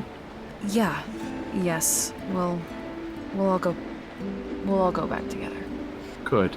We have some more friends outside. You'll meet them later. But everyone came to see you because we wanted to. It's been a long time, kiddo, and I want you to be safe. And that's all I care about, is getting you home and safe. We're not going to go to our old house. We're going to go to a new house for now. As you talk to her, she is looking at you in a different way, and she kind of sits up on the couch and she grabs your shirt and brings you closer, and she starts kind of stretching your face out a little bit and lifting up your eyes and checking your mouth with her hands. And at a certain point, kind of while stretching it, she says, I see you, Haley. It is you. Yeah, I told you. Oh, I miss you. And she goes to hug you. Tuck immediately starts crying as soon as her little arms wrap around her, and she just stands up and holds her and kind of breaks for a minute. I think she's been holding herself back and not really. I think the desire to touch her has been there, but it's that one, you don't want to touch a kid if they're not ready if they're not comfortable with you coming for them, and then also it still didn't seem entirely real until Mia wrapped her arms around Tuck, and she just kind of rocks her and walks to the back corner of the room as far away from everyone else as she can get and just holds her.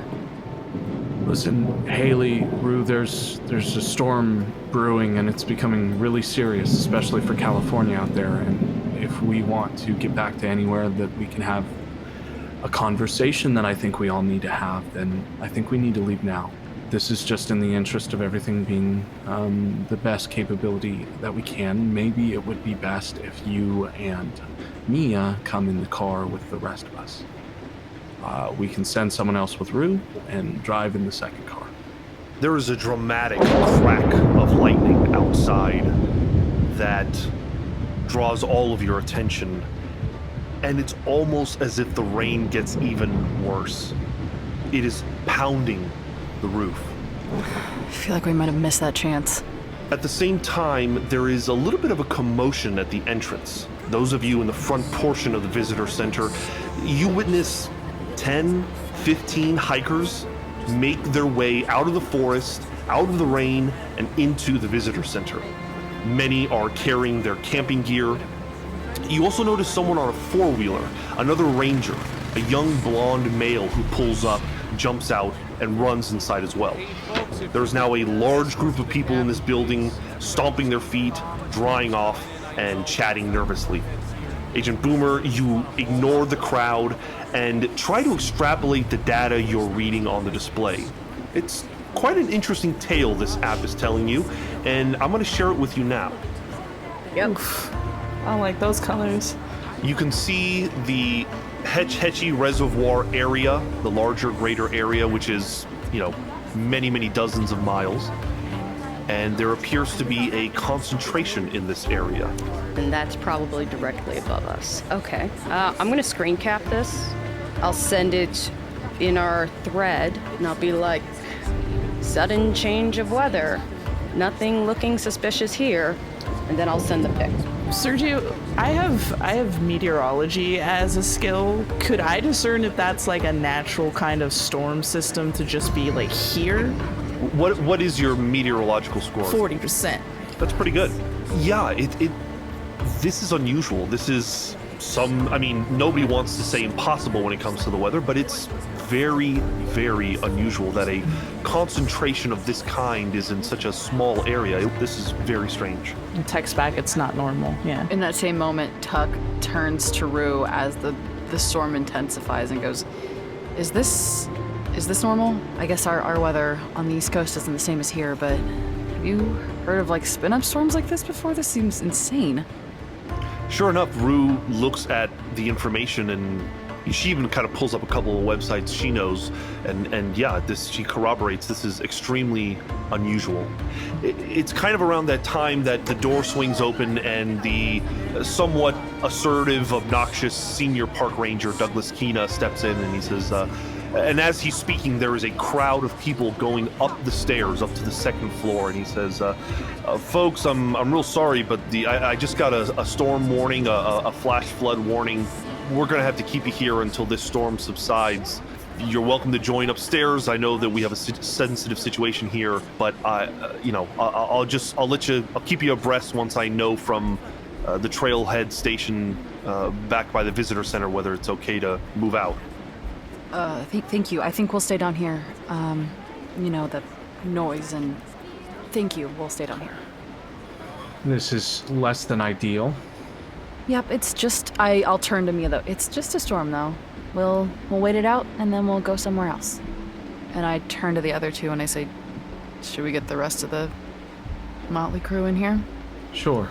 Yes. You all prepare to grab everyone else, and as you're doing it, Tuck, you offhandedly, I would say all of you who are in the room offhandedly say, or hear Mia say, sounds like where I sleep. What? That sounds like Greece. What do you mean? There's water down there where I sleep. Where do you sleep, baby? In the blue cave. Warp's gonna sit down at the table that she was drawing at and start to draw herself and then ask, can you show me what that looks like? I'm going to ask that you make a psychotherapy roll. You can have plus 20 if any more than just Warp is kind of being involved with this. I'll assist. Ooh, that's a pass with a 49 under 50. Again, she's not very verbal, but she does start to draw. She draws herself. At first you think it's like a crucifix position, but then you realize she's affixed to a cave wall. She paints the walls of the cave in blue, and she draws her face with a frown on it, and she draws a little toadstool at the bottom, and she says, I eat that. She points at the gray little mushroom. Well, she continues to draw, and there are these large yellow figures. There's something jagged about the way she draws them, and they also have frowny faces. They're also double the size of the cavern. She points to her drawing, and there's two little children on that drawing. And she says, that's Evelyn, and that's Thomas. They were with me down there. Evelyn and Thomas. Were they, did they eat the little mushrooms too? They fed them to us. Who fed them to you? The yellow people? It's hard for her even to nod her head at that, but you get the intimation that yes. She says, I had a nightmare, and the strangers, they fell down, and I blinked, and I was outside again, and then she found me, and she points to Tomika. They must have gotten tired, and you decided to find your way back to us. So, good job. These people that fell down, when they gave you these toadstools, did they make you feel weird? Did they make you feel silly or sleepy? I didn't feel good. Like a tummy ache? I think I puked. It's okay, we all puke sometimes. What about now? How do you feel now, Mia? I feel better. And she kind of grabs Haley's hand. That's good. Better is good. That's good, because Haley's going to keep you safe. We're all going to work really hard to make sure that you are the safest person on the planet. The rest of the agents, if you have not already, are able to step in and be a part of this. If you have any questions or want to speak to Mia, inspect her, anything like that. I just watching from the back. Yeah, I think Tuck, gestures around and kind of lets everyone introduce themselves however they want to. And if they don't, she'll just say, these are my friends.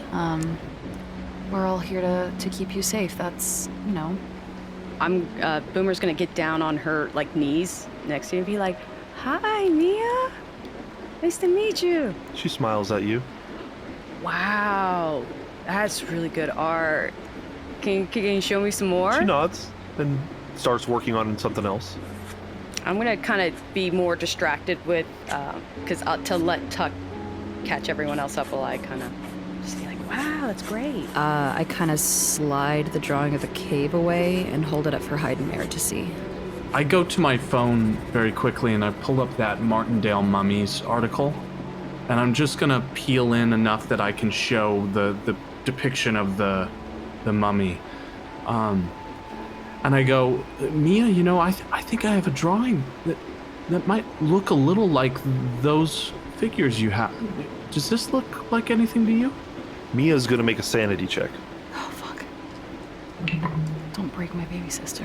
She looks at the cell phone and just kind of pauses, and you see this 1,000-yard stare, and she just kind of slumps back and stops responding. What the fuck did you do? Boomer has been looking into this for the past few months. I'm gonna start touching her face and trying to low-key check her temperature, because I remember about the article where it said raised temperatures, but also just trying to gently bring her back to us. Are you okay? She almost seems to be kind of returning into this kind of fetal position. She just keeps becoming more and more insular. You scoop her up, you try to snap her out of it. Takes about a solid 10 minutes before she stops blankly staring into the distance and eventually looks back up at you. Is it still just the, 8 of us in here? At this point, it is 6, 7 of you. I would say that Joe is very much trying to remain part of the conversation and remain present. Tomika kind of comes in and out, addressing the hikers and the other rangers. So there's a little bit of movement, but not a lot. Tuck's definitely been trying to keep the drawing and everything they talked about on the low and out of Joe's periphery, but is still pretty occupied with Mia and also checking back in with Rue, because there's so many new people. Joe approaches eventually Merritt. Joe, this older gentleman, says to you, Merritt, listen, when you guys get the chance, I have a contact who actually told me about this, mentioned that this was on their radar. I believe Mr. Keena in there called her. Her name is Delilah Sands. She's a FBI based out of San Francisco. I think your family should consider giving her a call. She's I've worked with her before, and she seems to be really good at these kinds of abnormal cases, especially ones like this that have been cold cases for a while. Might be worth communicating with her. Thank you so much, Joe. That really means a lot to us, and any information we could get on both sides. We just want to see that this doesn't happen to another kid. Joe, do you mind if I ask you a question? You got nothing but time, sure. You've been working with the Center for Missing Children for a while, you said? Yeah, a couple years now, pretty much since I retired. Can't keep still. I feel the same way. I'm in a similar boat right now. I'm just trying to find what happens afterwards, you know? You work every day of your life, and then what, they take it away like it was just nothing, right? Anyways, you think this happens at a lot of national parks, not just Yosemite? The statistics don't lie. There is a lot of disappearances that happen in different parts of the world. Certainly national parks are no different. Yosemite's an unusual case. There's been a lot of disappearances in and around the area. Why do you ask? Well, I just became so obsessed when Mia went missing. I mean, she's like the glue that holds this family together, and it became huge to all of us. And I have an inquisitive mind. I love true crime documentaries, so that sort of fueled my fire. And I started going looking, you know, and there's information, there's some articles written on things like this, but eventually you hit a brick wall, and that brick wall is some sort of agreement that was signed between like the Center for Missing Children and another agency. God, I can't even remember the name, the MPC or something like that. And all that information is just behind a locked door. Can they really do that to the public? Just not share what's on the other side of that?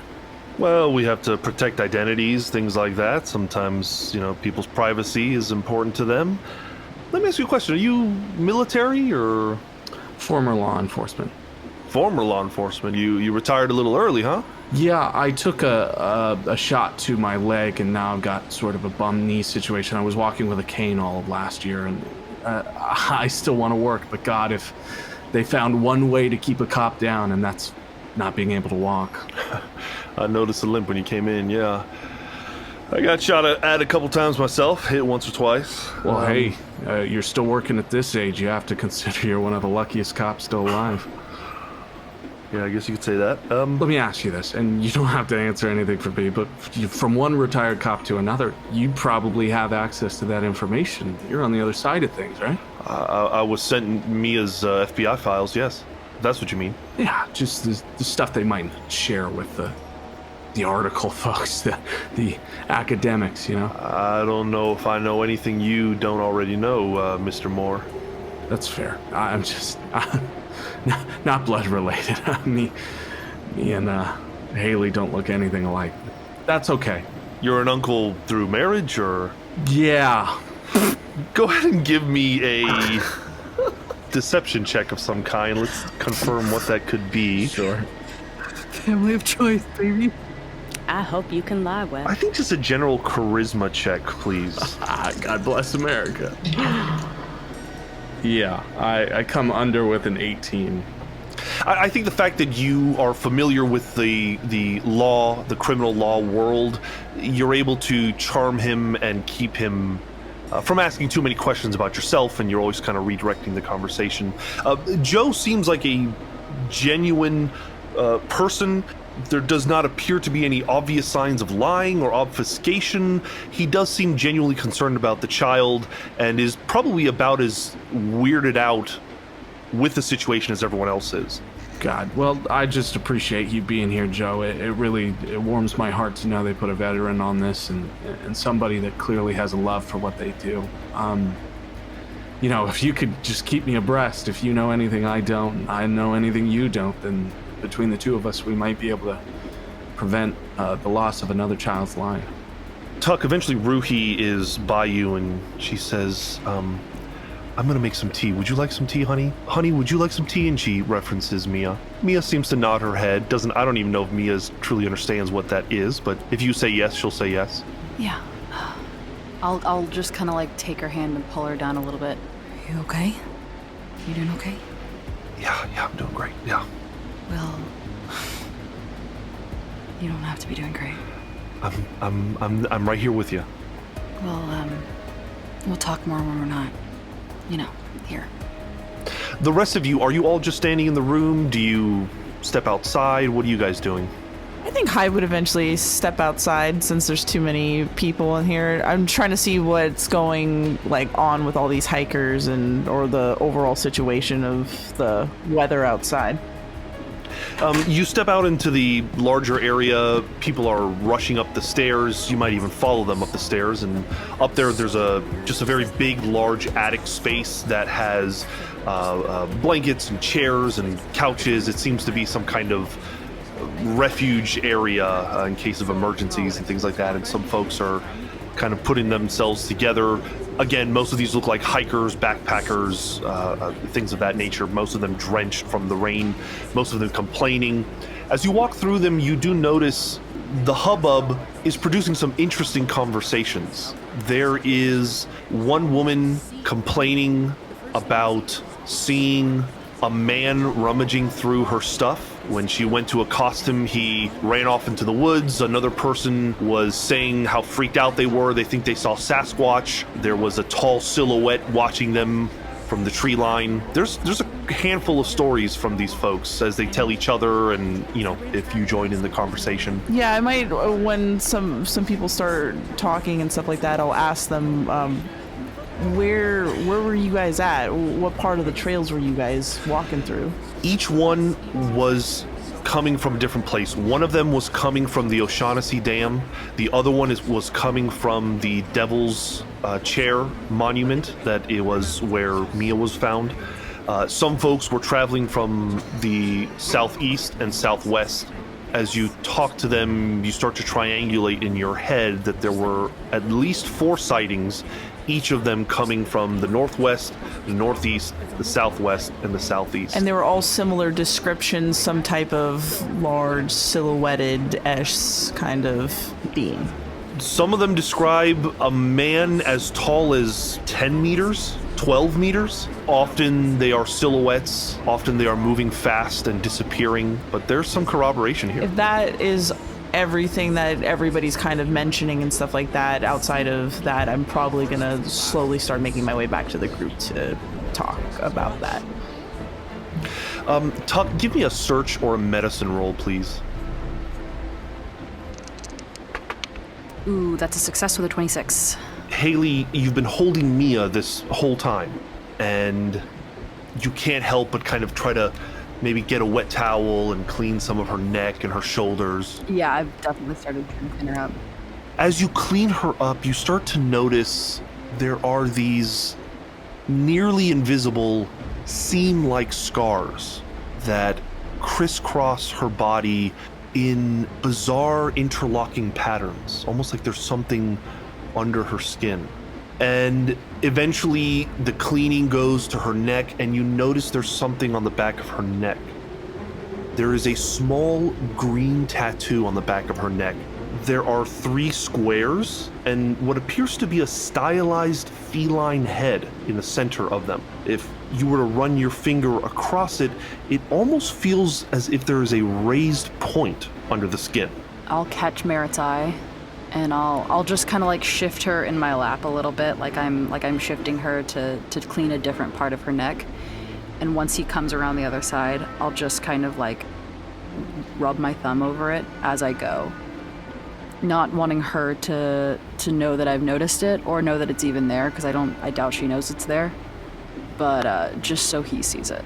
Right. I'll take out my notebook and jot down a depiction of it at first, and then without touching, just sort of hover, because of course Merritt wouldn't have any sort of consent in that direction, but he's just trying to discern how raised it is from the skin, what sort of size it might be, a marble, a pebble, whatever it may be. The tattoo appears flat, again, as if a tiny little pebble is embedded under the skin. And I just give a knowing look to Haley and say, we may need some privacy later tonight. At this point, it is blackout, pitch black. The rain is a cacophony of sound. At some point, when the rain is really picked up and it's getting darker outside, Tuck's going to leave Mia drawing with Max, and Tuck's gonna go to the closest window and look out I think it's been long enough that she's getting that anxiety about being back in Yosemite. Like the adrenaline of getting to Mia and seeing Mia is starting to wear off just a little bit, and Tuck doesn't want to be back here. And I think she just gets a little antsy and starts just looking out the window, seeing how much longer it looks like the storm might be, if there's any kind of like sun peeking through, any idea of when she won't have to be here. You look out the window, it is torrential downpour. After seeing the example from Boomer of the meteorological signs of where the storm is, you hope that it will blow over. It's so small in comparison to the rest of the valley, you would assume it would have moved by now, but it doesn't. It doesn't let up. It's heavy. The occasional strike of lightning. Make an alertness check for me. Okay. That's why I put more in this. Let's see. That's a success with a 38. The lightning strikes, and you're looking at the tree line, and standing there in silhouette is an enormous figure. You are immediately cognizant of who this is, what this is. You've seen this before. You were a child. I need you to make a sanity check.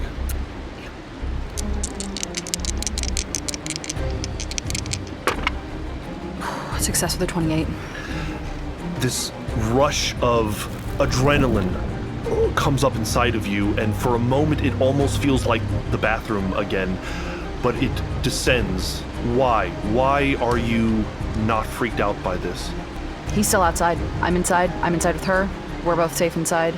He's still outside. In like almost a childish confidence of like, I'm inside. He can't get me inside. It's light in here. It's dark outside. It's light in here. He can't get me. The moment that lightning fades, the silhouette is gone, and you're confident that you are safe as long as you're inside here. As you are looking out the window, witnessing this, Ruhi approaches Max and Mia with some tea. She hands you one, Max. Mia accepts the drink, and as she looks at it, those of you who are near her recognize this kind of glaze that kind of comes over her, and she goes, hot, hot, hot, and she begins to violently spasm. I'm gonna grab the drink out of her. I'm gonna gently grab that cup out of her hand. Make a dexterity check. 50, yes. Under my 60, yes. I like it. Excellent. You are able to bat away the drink before any of it touches her, but she begins to uncontrollably spasm. Ruhi steps back like, oh my god, what have I done? She gets Tuck's attention. All eyes are on this child who is now going through some kind of major convulsions. What are we doing? Seizure protocol, just like turning her on her side, lifting her arm up, getting her just immediately to where she is, and talking as softly and like gently as she can. It's okay, just breathe. You're okay. You're safe. What is everyone else doing? I'm gonna start shooing people away. If there's anyone sort of lurking into the space, I'm gonna start pushing people back. Okay, I think Joe is pretty much the only one in here. He's certainly concerned for the girl, but if you're telling him to back up, he will back up. So the intent is just the agents are in this room, correct? Yeah. Yeah. Tuck and Boomer, you are the first to see it, but the rest of you cannot help but notice. Out of every orifice on the little girl's face, some kind of white slime begins to emerge. From her ears, her nose, foaming at the mouth, at her eyes, this kind of white fluid, this opalescent fluid is emerging from her as she violently shakes. What do you do? I'm immediately going to go to my go bag and grab latex gloves and basically throw them at Boomer and at Haley. Hands, protocol. Watch your hands. I can't leave her like this. Well, put the gloves on first. Watch your hands. Tuck puts them on and is just like holding her head, trying to keep her still. Probably shaking, not quite as bad, but also shaking, and just tears, trying to stay calm. Ruhi is in the corner saying, oh my god, what did I do? What did I do? The white liquid begins to coalesce on the floor, and eventually it stops. But that's not the strange part. The strange part is it coalesces and begins to move. Boomer, you can see it quickest before anyone else, with one little pseudopod at a time reaching out and starting to form and grow and become larger. What is everyone doing? Can I grab a teacup and like cover it? It is like a pancake that is in the center beginning to bulge. It's bigger than a cup. You can attempt to put it over the bulge if you like. I'm gonna try, yeah. You put the teacup over the bulge, and a moment later, the teacup shoots off in the opposite direction, and the white goo begins to move away from you. Is there any direction that it's going for specifically? Windows or doors or anything like that? It seems to be making a beeline around Tuck and Boomer, almost kind of moving towards the wall. I would say that it's coming in your direction, Merritt. Okay, I'm going to close off the direction between it and the door and call for hide, watch the window, any corners, make sure this thing can't move. We need to contain it somehow, and I am going to make sure that door is shut. If it has a lock, I'm going to lock it immediately, and I am going to draw my 6 hour just in case. While we look around, is there any fire extinguishers or anything I could, like CO2 or anything like that? Make a luck roll. Oh no, I got a 77. Doesn't appear to be anything in this room. Darn. There is a fireplace. We're gonna start with initiative here.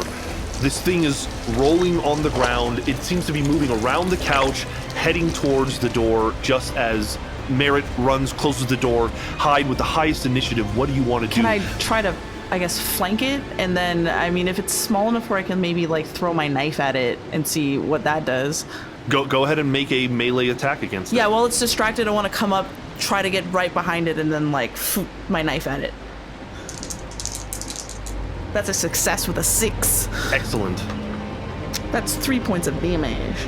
You jump up onto the couch and you expertly throw this knife at this thing. It goes right into it and cuts it like butter. And now there are 2. That was stupid. One rolling towards the door and one rolling towards the fireplace. Do that 50 more times. This is not that. Fuck up, Boomer. And I like try to go and run and pick up my knife and go after the one that darted off into a different direction. Everybody, give me a sanity check. God damn it! No. I feel like I'm immune to this. Oh, I failed with a 99, sir. I failed with a 55. Oh, I passed 12. I'm good. Failed. I have a success with a 33. Scary boogers. Those of you who succeed, you only lose 1 sanity. Those of you who fail need to roll a d8. God damn it. No. 8? Surge, please. This is a high number for you. No, wait. Fuck me.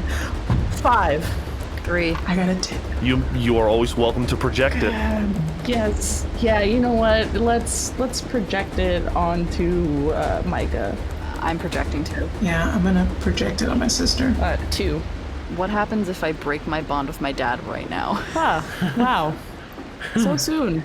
Episode 1. I think the bond is broken. Don't think you hit like a breaking point or anything, so if you lose it, you lose it. I'm definitely going to project it onto our dad. Agent Tuck, roll a d10.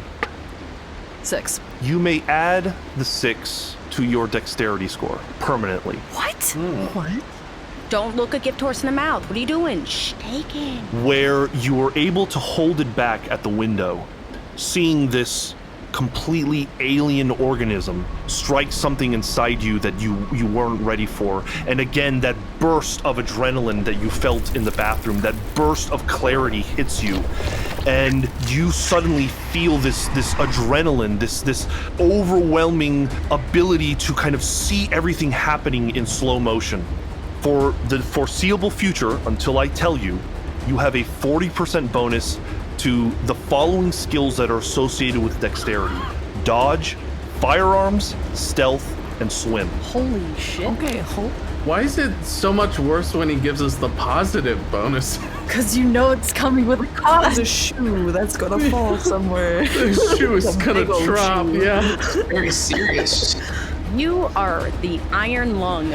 So, there is one organism moving towards the door, blocked by Merritt. There is another organism making a beeline towards that fireplace, which is not currently on, by the way. Warp, you are up next. What do you want to do? I'm going to take the pot that still has all of the hot tea water and yeet it at one of them. Whichever one's closest to me, I want to just douse it in the hot water. Agent Warp, not only did Hai train you well, but being around her makes you more confident. So long as you are around Agent Hyde, you have plus 20% to your melee attacks on top of what you've already learned. So with that said, please make a melee attack using that hot coffee against this thing. Excellent. Okay. That's a fail, I think. Yeah, that's a fail with 79. So you throw the coffee at it, but it is rolling at a surprising pace, and the hot water just splashes the floor, and immediately a steam is rising from the floor, but it just misses the creature. Do you want to move, or are you staying where you're at? I'm gonna keep moving towards it. Okay, you're basically like scuttling behind it, trying to get to it. Are you heading to the one that's heading towards Merritt, or towards the one that's heading towards the fireplace? Heading towards the fireplace. Boomer. You're on the ground. The girl is still convulsing, but there is no more liquid coming out of her face. However, that liquid is now moving around the room. What are you doing? I'm gonna grab her, pick her up, and I'm gonna try to hold her as best I can. Also, make sure she is breathing, because I don't want that thing to go back into her. And also make sure she's not choking on any kind of like foam or something. It does appear like the convulsions are beginning to subside now that this thing has left her, and by the time your round is over, she is no longer shaking violently. She's just sort of like curled up, unconscious in your arms. I'm gonna just hold her and make sure that anytime that thing comes near me with her, I'm gonna just... You're gonna kind of defend her and use your body as a shield. Oh, yeah. Merritt, you're at the door. You're able to draw your weapon. Okay, how far away is it from me in the door, would we say? Like 6 feet. Okay, I call out and say, fire, we need to heat this thing. Merritt is going to see, now that he has his gloves on, to see if he can pick this thing up and launch it further into the room. Yeah, I'll try kicking it instead. Let's see how much I can get. I just want to keep it as contained as possible when it flies. Go ahead and make a unarmed combat attack against it, please. Got it. I succeed with a 37 under 60. Like kicking a frog off of a log. You punt this thing, and it flies across the room, landing opposite of where the second one is rolling, but now on the other side of the room, away from the exit as you had planned. You look down at your boot, and there's a little bit of a sizzle coming off of the leather. Really? As if maybe some acid or something has touched it. Well, watch your hands. I think it's acidic. You hear Joe DeWant banging on the door. What's going on in there? Is everyone okay? But that is his turn as you are blocking the exit. Tuck, what are you doing? You're watching all of this in a kind of half speed. You feel like you can move faster than everyone else in this moment. Is there a trash can? There is a trash can. Is it a metal trash can or a plastic trash can? Make a luck roll, and if you succeed, it is the type of material you'd like. I would assume plastic would be better. I was hoping for metal. Okay, maybe it's metal. 24. Yeah, it looks like they brought in one of the metal trash cans from outside. It currently has a bunch of sports supplies, like baseball bats and hockey sticks in it, and you just dump it out.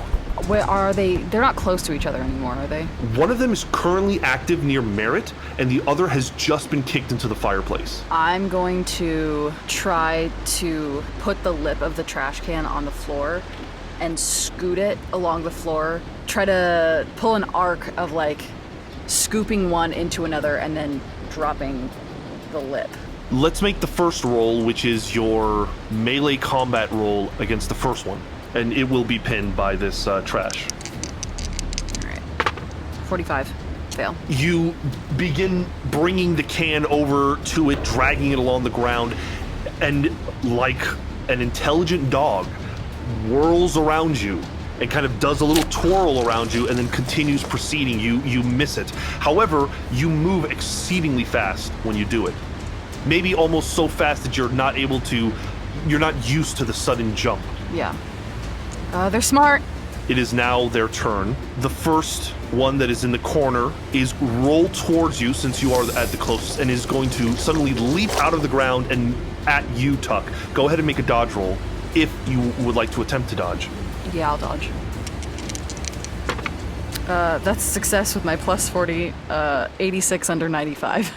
You leap out of the way almost in a preternatural sense, you're able to sense that something is coming up behind you, and you just kind of duck, and it leaps over your head. You all watch as this thing is rolling up behind Tuck. Tuck isn't even looking in its direction. It leaps up at her. You're all about to open your mouths to scream, to warn her, and she just ducks, and it flies over her head. The other half of it continue rolling towards the fireplace. It goes up the stone. Instead of rolling, you see these kinds of little pseudopods reach out and pull itself up. It is now just beginning to go up into the fireplace. Hyde, we're back at the top with you. What are you doing? Okay. I'm gonna take the stack of drawing papers and I'm gonna light it on fire and I'm just gonna drop it on the thing. Whoa. Yes. Amazing. This thing is leaping over Tuck and begins rolling towards your exit. You light it on fire and you just drop it on the ground. As soon as that fire hits the ground, this blob stops in front of the fire, and you can see its flesh kind of rippling and recoiling from the flames, and it is now beginning to head in the opposite direction. There is a secondary exit, not just across from the fireplace, that it is now heading towards, a door that has been unguarded. I think this is an interesting place to bring our session to a close. What? No. Fuck. Okay. Sergio. I think we've been going long enough. I think this is an exciting place to stop. We'll pick up next session, and we'll go from there. Oh, man. Dude. Good lord. Okay. All right.